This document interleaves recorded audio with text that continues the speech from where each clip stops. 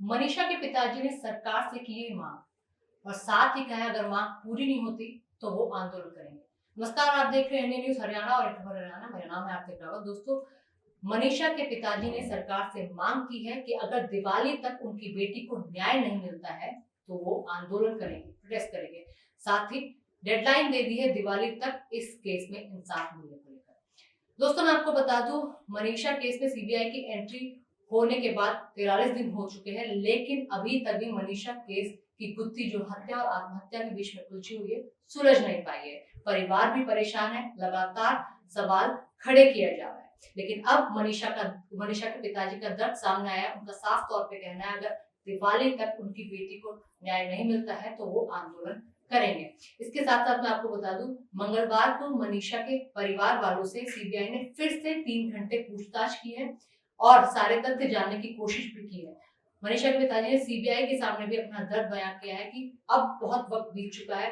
43 दिन सीबीआई की जांच को भी हो चुके हैं और 2 महीने से ज्यादा का वक्त बीत चुका है। उनकी बेटी उससे दूर हुई थी। इसके साथ साथ मैं आपको बता दूं, सूत्रों के हवाले से खबर ये भी है कि विस्टा रिपोर्ट में कुछ वेरिएशन है जिसको लेकर सीबीआई काफी परेशान है। सीबीआई का कहना है कि विस्टा रिपोर्ट में डिफरेंसेस की वजह से इस केस में उलझने पैदा हो गई हैं और केस में वक्त लग रहा है। दोस्तों, मनीषा के पिताजी का यह बयान लगभग 2 महीने बाद आया है क्योंकि अब उनके जो सब्र का बांध है वो टूटता चला जा रहा है। लेकिन सरकार को, प्रशासन को और सीबीआई को एक तरह से मनीषा के पिताजी की तरफ से गुहार लगाई गई या फिर इसको डेडलाइन कह लीजिए, और ये कहा कि अगर दिवाली तक उनकी बेटी को न्याय नहीं मिलता है तो वो आंदोलन पर भी उतारू हो जाएंगे। दोस्तों, इसके साथ साथ मैं आपको बता दूं कि 11 अगस्त को मनीषा की मौत हुई थी और उसके बाद ये केस हत्या और आत्महत्या में उलझ कर रह गया था। इनिशियल में यहाँ पर लोकल पुलिस जांच कर रही थी, लेकिन जब लोकल पुलिस की जांच में कुछ डिफरेंसेस नजर आए तो ये केस सीबीआई को सौंप दिया गया। 3 बार इस केस का पोस्टमार्टम हुआ।